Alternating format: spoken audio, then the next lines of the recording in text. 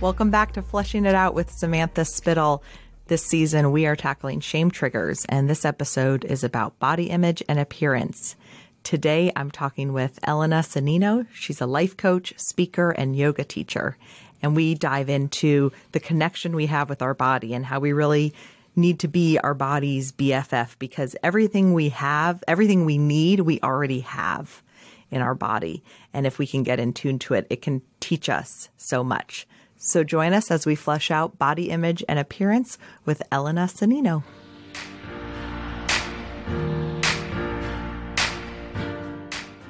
I love this idea of, we spend in our society, and especially when it comes to body image and acceptance, spending so much time fighting it and hating our bodies.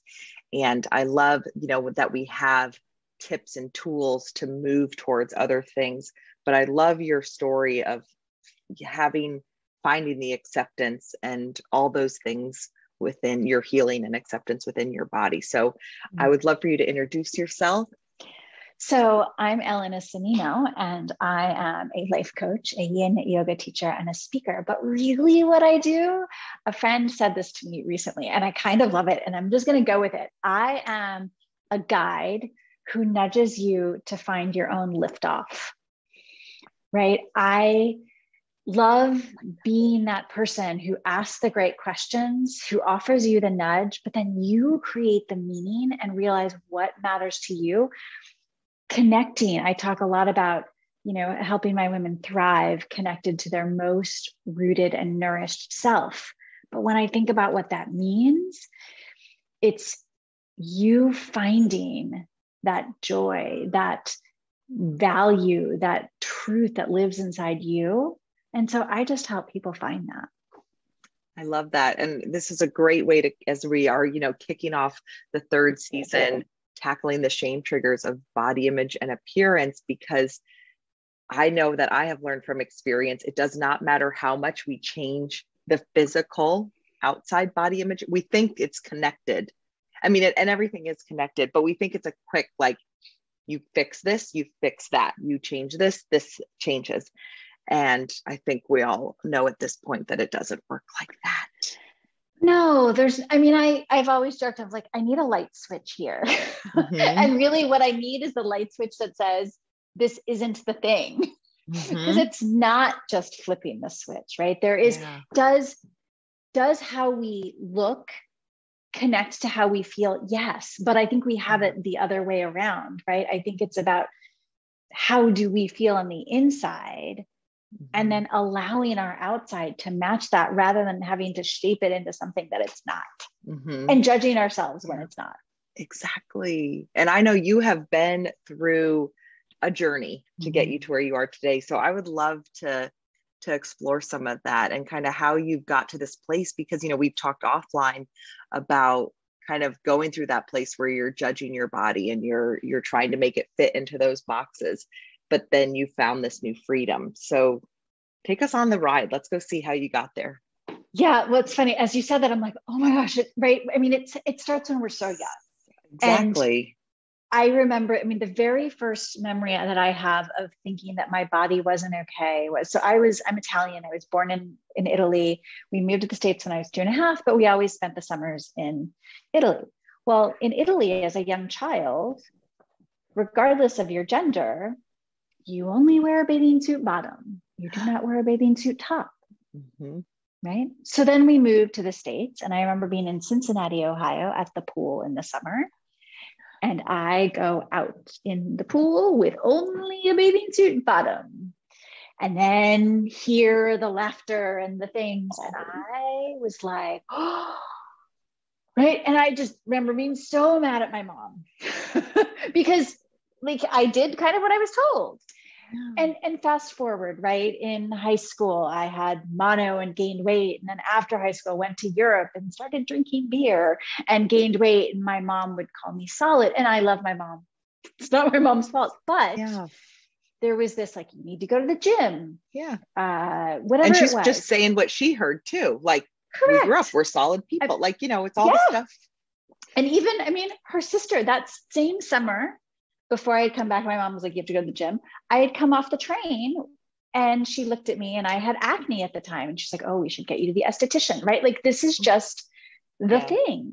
In my 20s, I had my body turned into something that I didn't trust because I was diagnosed with Hodgkin's disease. And suddenly the body that had always been very capable suddenly wasn't. Yeah. And I think it took me, honestly, being my own worst enemy of my body to then become best friends with my body. Okay. So it took you being the worst enemy. Do you mean like hating your body, like being angry and I resentful was towards angry, resentful, distrusting, trying to change it all the time, thinking it, like saying not nice things, right?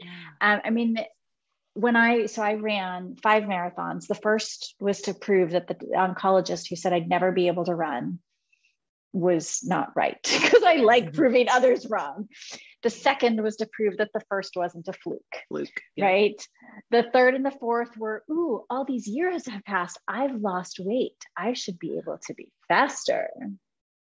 Except I wasn't. I mean, I was, but I wasn't fast enough. Because it's never enough. It's never enough. And so then when I got to the 5th, I was like, could I do this for fun? And I didn't really achieve that, but I allowed myself to be in process. And I show that because that was about the pivot where I started to find my yoga practice. And to me, that was the kind of line in the sand of, I have not been treating my body well. I have been in a toxic relationship with my body in a way. It is time to change this, right? And so being on my mat taught me that there was another way, that the body is different every single day, right? If you're trying to balance morning to evening, it's going to be different. Right to left side of the body will be different. Berating myself wasn't going to help. So that became, I think, the beginning of this realization that if I look back, my biggest moments in life, my body actually either healed me in or gave me what I needed. And that there was this opportunity to tend to that version of my body and get into relationship with that version. That makes so much sense, because my therapist, I was walking through my stuff, and, I had, sharing with her that, I've gained weight, and she so eloquently described how, your body holds on to the stress. And she explained kind of the technical side of cortisol. But then we shifted the conversation to my body has carried me through this hard season. And that it's held on to weight, but it wasn't doing it to hurt me. It was doing it to help me, because it allowed me to process the things I needed to process, and then just kind of like almost keep me safe, where that now I can kind of tackle the next thing. And that was a new level of like, I kept looking at it like, I'm so angry at my body for holding on to all this weight. But it's like, if I'm eating more than I should, that's a whole other thing right there. But like, if I needed those coping mechanisms, like my body found a way to cope so that I could function, and not even function, like thrive and heal and grow and like do a lot of the hard emotional work. And if my body found a way to cope, like, thank you, body. Thank you, body. Instead of saying, I hate you, body, which is what I want to say because I'm angry. Yeah. So. And for me, it's this idea of, the body it's like the vehicle with which we show up in the world. And really, you and I've said this to you before, but to me, it's our home base. Like it is that place where we begin, where we have an opportunity to get rooted. And really, the body knows so much long before the brain does. We think the brain is really powerful, and it is, but the body, even the fact that what you're just describing, of the body holding on to things to protect you so that you could go do these other things, right? The body knows stuff. It keeps the score, that book. It does, right? And there are these energy systems inside. And so for me, the journey has really been to understand kind of where I naturally find home in my body and the places where maybe I haven't been particularly kind to myself, and really getting to know sensations, emotions that live inside, and beginning to ask, if I'm seeking answers, going inward and allowing the answers to find me. So how can we do that? I would love to kind of help, listeners, and of course myself. How do you start this process? Because I know you talked about the Yin Yoga. Mm-hmm. And so I think you mentioned the emotions are in the fascia. Did I say that right? Yeah, you did. Like, oh my gosh, like you need to tell me more. Okay, so how do we start walking through this? Because like I said, I think that when people hear body image and appearance and the shame we have associated it, we think the fix is to change it. I feel shame about my body because of XYZ, and it's all different reasons. A lot of times we think it's if you fit into one box, you have body shame, but everyone in every box, no box, we feel that. And so once again, it's that shifting that, no, there's not this magic fix. And so how can we start walking down that road? Yeah. So to me, it's the first step to walking down that road is to decide that you want to be in relationship with your body in a new way. Right. And it's kind of as simple. I mean, there are very few things that I think of as a light switch, but this one, and it's a light switch that you have to keep turning on because it's a daily choice, but the decision that we are going to be in relationship and in connection with our body and its wisdom and its power and its magic and all the things you want to say about it. Right. So that's the first kind of step, is this shift of, instead of being something I have to fix or manage or control, I want to be in relationship with. Okay. Right. And then I like to think of things in terms of, because it's been my journey of getting rooted, being curious, and being alive. So to me, being rooted in your body is an opportunity to be present in a moment. Right. So I love a child's pose, right? Which in yoga is when you are kind of sitting back on your hips. Your hips are on towards your heels, and you can be on a pillow, you can be on a blanket, you can have multiple pillows and blankets, and then your torso is kind of reaching forward, and your forehead might touch the ground, it might touch a pillow. Right? Again, it's with any body, this is accessible. You can even use a chair, but then it's breathing and just allowing yourself to be present with sensations and noticing the ebb and flow of your breath. And that to me is a delicious shape to just notice, what do I know for sure in this moment? Right? So where our body becomes the access, the vehicle to that access. Does that make sense? Yeah. And it's funny because I was, sitting, taking a breath, and I was thinking as you were describing, I love that you went through the different ways, because I think that sometimes yoga, there's an image that gets tied to it. And it's less so as it continues to be shared. It's like, you think you have to look a certain way and do all these poses. And so one of the tips, and we actually talked about this on another podcast episode, about you have the power to curate your social media feed more than you think. Mm-hmm. And I remember I started following a yoga, I'll have to look up her title, her handle, but it's like basically a woman in a larger body doing yoga. And that's been so helpful for me to see that, even though I haven't done too much yet. But like, as you were talking, I think that had I not followed this woman, I could immediately see the poses displayed by a woman in a larger body. Right. And so it felt empowering versus like, oh, well, that's going to take so much work to get to that point, Yes. And to me, it's, especially in this practice. So yin, the thing about yin yoga is that you stay in a shape for anywhere from 90 seconds up to 5 minutes, and honestly beyond with some things. Mm-hmm. And so it's not about going as far as you think you should, mm-hmm. or because it's about allowing the body to speak to you through sensations. Mm-hmm. And child's pose, can be really delicious, but doesn't always feel accessible to people. So it's about supporting the bones so the muscles can relax. But you could even just lie in Shavasana, just lay there, right? And connect to the body that way. To me, the beauty, the magic of it comes when we sit with our breath. Mm-hmm. We allow our body to feel sensation, and we give it permission to bring us. It becomes an energetic, it becomes about the energy rather mm-hmm. than the shape or the pose. Yeah. Right. And so in that moment, in a child's pose, or I have a few other I have 3 or 4 shapes that to me really just help me get rooted. And then, being curious.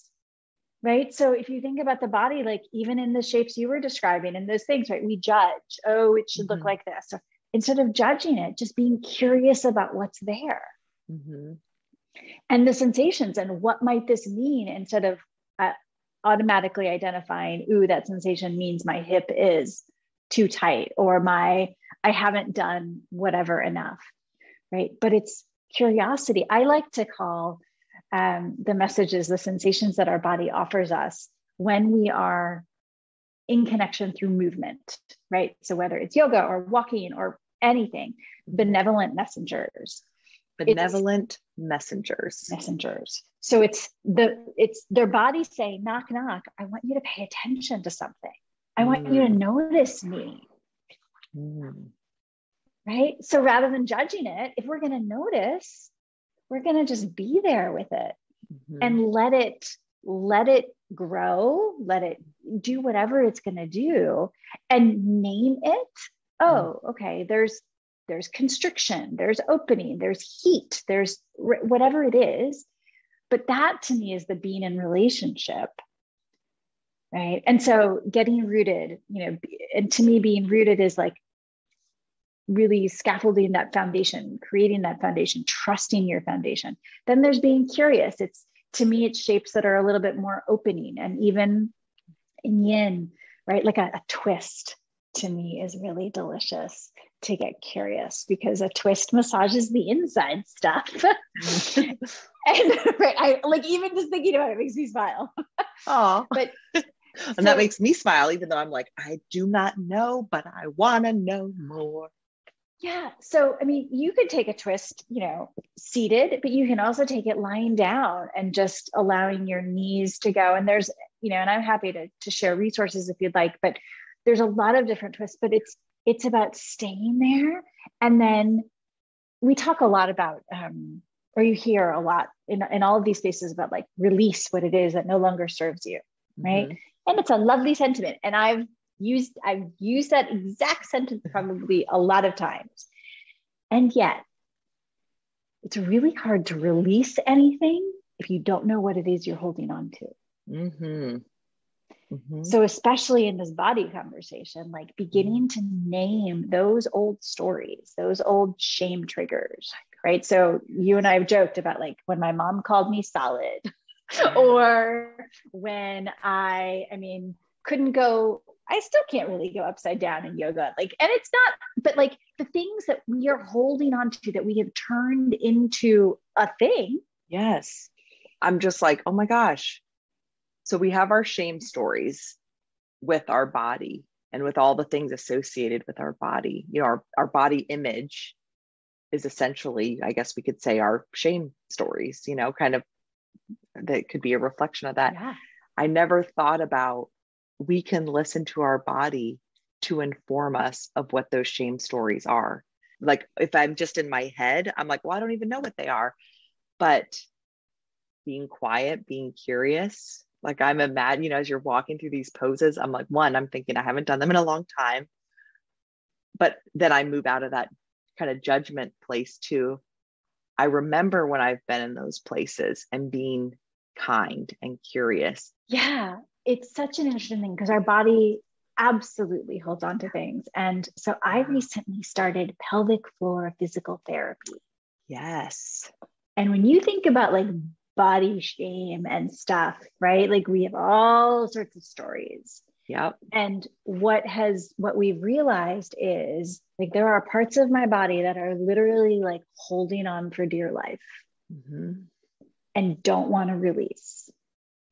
And then creates all the ripple effects of like pain and all the things. But if I thought about with my physical therapist, the pain started after I had a hysterectomy in 2012. right? And a hysterectomy is basically like a removing of certain parts of the womb. I mean, there's trauma that happens in that. Yeah. And then my body was like, oh, you're going to take stuff from me. I'm going to hold on to everything else right? Clenched all the time. And so it's just interesting because if we begin to like really be curious, then we can notice what's there. And then tend to it from a place of nourishment rather than force and shoulds and judgment. And that keeps, I mean, I keep learning this lesson over and over and over again. You're like, you think I know, but it keeps revealing itself to me, which I appreciate with each new. And then, so if I think about that, right, as we keep learning, so we get rooted, then we get curious. And then there's this exploration of being alive. So if you're going to be fully alive in your body, then it's about allowing yourself to feel the energy, to feel the sensations, to feel gratitude, to feel joy, to feel sadness, because that's a part of our aliveness too. Yeah. So rather than the hip or the back, I mean, for me, my shoulders hold a lot of stuff. Yeah. So when the massage therapist is in there and I'm like, oh, yep. Because I always go for deep tissue. And I'm like, I like deep tissue and I like the therapeutic massage. And then as I'm sweating, I'm like, do I really? But it always feels so good. But that's right. So it's that tending with to that aliveness, because aliveness is a full range, right? It's the exuberant stuff and it's the needing to be a soft spot to land for yourself. Yeah. I like this kindness, I think, to our bodies. We're just so hard on our bodies, no matter what, I think that society is hard on, especially women with their bodies. And so, we can have conversations about changing the narrative, changing, what we put out there. But I really love this idea of just being so kind and gentle with yourself and giving the ideas, solutions, tips, things like that, of ways to just be so quiet and start there, because I can imagine like it's kind of clicking. And once again, like you said, why do we hear these things over and over? Why are we always having to be reminded? But it's like, oh my gosh, when you start your day from a place of gratitude with your body, instead of wake up and say, I hate this about my body, I hate this, and yes, you can start with affirmations or something like that. But when you actually listen to your body, it's like you said before, when our bodies, it's telling us something. And it's just a different perspective. Our body knows things. And we, part of I think what happens is to your point, right? Like we want to be unstoppable. We want to be limitless. We want to be the superwoman and take care of all the people. And so then what that means is we kind of bulldoze through. We bulldoze, like, I'm going to do the thing no matter what. Or we ignore. I mean, that's a huge one. Oh my gosh. Like, maybe instead of waiting till 8 o'clock to be so run down, I have to go to bed.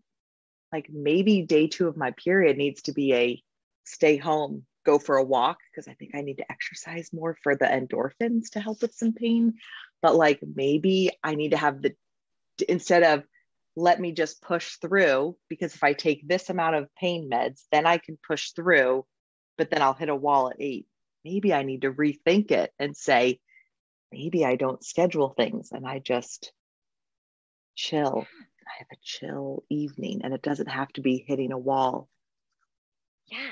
I mean, that to me is tending versus reacting. Yeah. Right. It's actively nourishing and tending. And you said something about movement, which I love. And I would love to put like an exclamation mark on it. I think, we have such expectations around movement that it has to be like the big workout. Right. But to me, movement is the doorway into our body.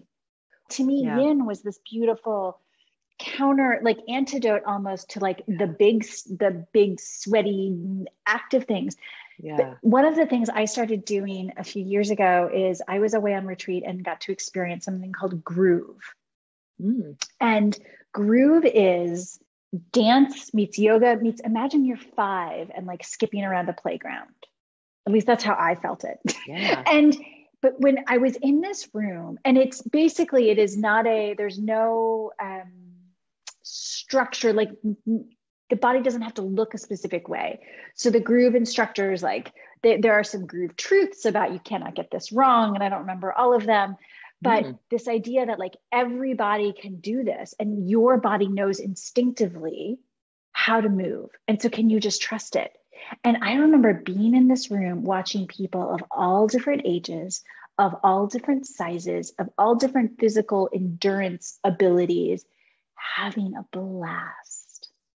And it created this sense of freedom. So for me, one of the movement practices is like dance parties here in my office or around my kitchen. To my teenagers' chagrin, I'll be like, and we're dancing, and usually singing out loud. But it's that connection with the body. And again, that to me is aliveness. Like, so one of my body aliveness practices is just dance, like play a song and let my body move to it in whatever way it wants. It's interesting. We talked about the shame stories of our body. So we have our body image and how, you know, that body image is often tied to those shame stories, and how you said we are connected to our body. We're rooted. We get curious. We allow our body to talk to us. And so I feel like, you know, now it's like, and then the next step is allowing your body to give the movement. And it's almost like it's like your body image is your body. Like we make our body images in our mind. And I almost feel like as you're talking, it's like my body's telling me like, Sam, just let me take care of my image. You know, put on the music. I'll take care of the rest. If I can't squat down right now, I'll let you know. Absolutely. Right. And it's, to me, so I actually have a client who her self-love practice that we came up with for her to kind of play with. And she's still, I mean, it's 8 months later and she's still doing this. She found, it was around Easter when she started, because she was making like an Easter basket and there was some like decor. And she was like, "Ooh, this is almost like a boa." I'm like, awesome. So she dances, she just dances, and she's got this, you know, boa, and just allows her body to express itself. And for her, that has been life-changing, to recognize that she doesn't have to feel like she has to look a specific way, but that her body naturally moves and feels great when it does. You know, it's interesting, reading books like The Body Keeps the Score, and I'm sure I've read it in a couple others, about how our bodies need to release energy, and how, just to like, so I don't sound too random if people listening, it talked about how like animals naturally release energy. So there's, and I'll mess up this story, but it, in one of the books I read, it talked about how like the animals that have a freeze response when, you know, they're triggered by, you know, a predator, and when they come out of it, they're like shaking, and it looks like a bad thing, but it's like, no, their body's just like, wow, I had some trauma. They shake and they get rid of it. And we were like, we're going to hold on to it. And so you think about how often we're so critical and we judge and this, and it's like, yeah, what if we, oh my gosh, Taylor Swift, brilliant, shake it off. You know, like, what if we think those thoughts and just release it? And it's like, I'm thinking of your child's pose, and you talked earlier about the twisting. And it's like, what if all this movement is allowing those sensations and thoughts and stories, those shame stories, what if it allows it to like move through the body and then shake it off and get rid of it? Absolutely. Well, so to that point, right? If you think about the body with food, right? We are made, like, we need food as nourishment. So we take it in, we absorb it, we digest it, it gets absorbed, and then it gets eliminated. I'm well aware of that. Right. But this is where, like, so the same thing is true of our emotions and of our energy, right? We take it in, we have to like absorb it, we have to be with it, and then we give it permission to be released in healthy ways. And so the shaking, I mean, I actually love, there are certain songs that like, I'm like, just shake, right? Or the dancing creates movement. To me, that's why movement is so important, because it allows things, but it not only is it important, I would offer it's being really intentional about moving with the intention to give something permission to move through us. That adds a layer of power to it, to say, hey, I'm going to take a walk, but I'm also going to take a walk to allow whatever is like, maybe it just gets jostled around and gets loosened. Maybe it's not ready to be released yet, right? Because sometimes things have to be loosened first and then released over time. So to me, dance, shaking, jumping on a trampoline if you have it, whatever it is, but anything to give your body permission to not have to hold on so tight is a gift we can give ourselves. I feel like this is like how to gently release your shame through movement. Yeah. It's releasing, and it's also, I don't know, it's like being with it, allowing it to exist without a timeline, and then just trusting that if we are in connection with ourselves through our body, that we can handle it and we can give it a place to go, and through kindness versus the stuff that we do. Yeah. Well, if you think about it, it's like, I think so often we're afraid to unpack some of the hurtful stuff, and even it was funny when you talked about your mom calling your solid legs, and you right away were like, but I love my mom. I love her. And I do the exact same thing. Like, I don't want to like talk about any of the things that could be hurtful, because it's like, oh, I don't want to say anything bad about, my parents. But it's like, but we do have to spend some time with those tender parts. And I think when we trust ourselves and trust our bodies, it's so funny, because it's like, this is any category we talk about, and pretty much, and life has shown me, it's like, oh my gosh, when I started this podcast, I said, the thing, we think we need to take to the grave is the thing we need to share. And it's like the parts of ourselves that we're trying to ignore. And when we keep, for me, I only know my story, but it's like, oh, I don't like my body, and so therefore I must change my body. That will be the solution. And it's like, oh, I don't think it's that. There's something else that needs to be tended to. And if I don't know what it is, listening to, it's like, oh my gosh, I need to spend more time with this body that I am struggling, that I hate, and I want to ignore. What I hear you saying is I need to spend more time with my body. With it in a new relationship, right? And relationship, yes. And it's not easy. I mean, it's certainly, it takes effort, it takes intention, it takes all those things. But I know that for me, and in the work that I do, but even in like with my friends, right, that I see that when we can connect to what's here, I mean, we like to live in our brains, and I am like an Olympic level overthinker and catastrophizer. So I'll just call myself out on it, right? And even knowing that, my most important moments in my life have all come from something inside my body, knocking, elbowing me, whatever it is, right? Asking me to pay attention. And that when I can connect with that, and it has looked a lot of different ways over these 48 almost years, right? But this idea that I know that for me and my body is the key. And that when I have been most at war with my body, I have had my most difficult moments. When I have been most at ease with my body, I move in the direction of, my truest self and doing the things of being the person that I get to be. Yeah. But I can very much notice like where that disconnect was and when I've been tending.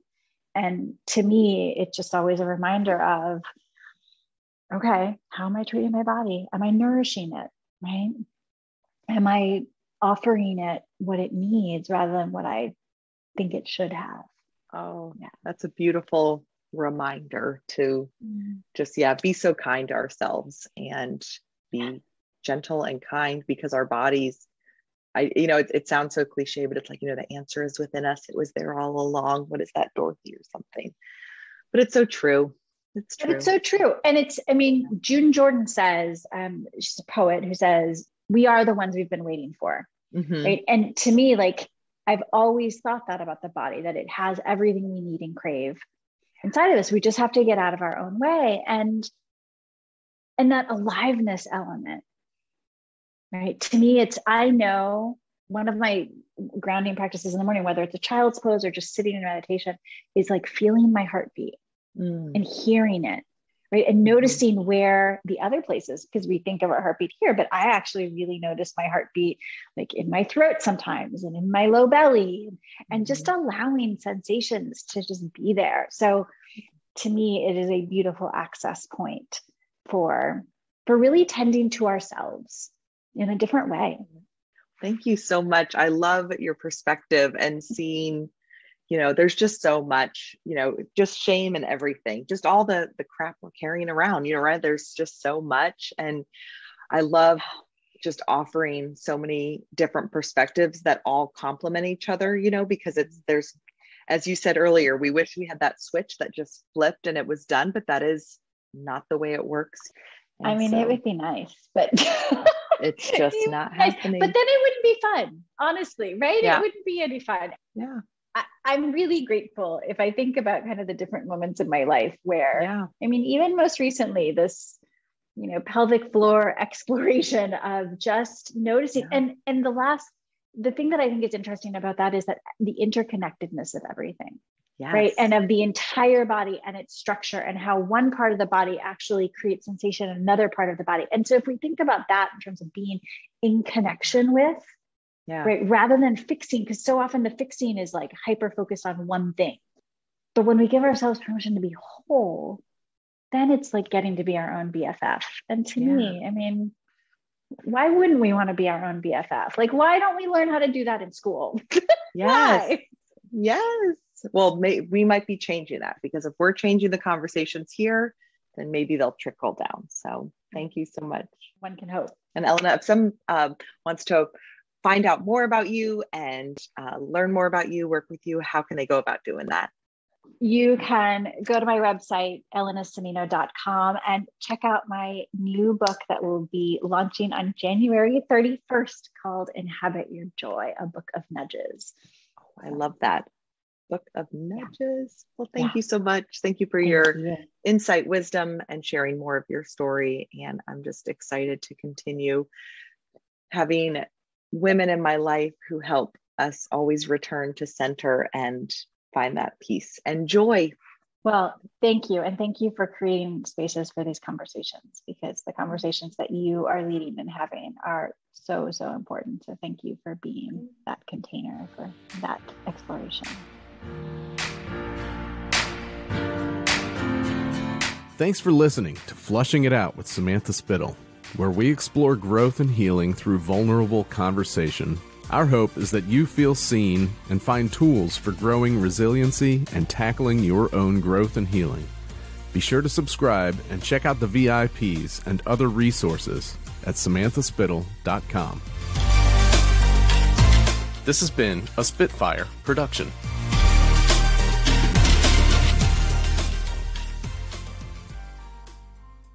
That was the greatest thing I've ever heard.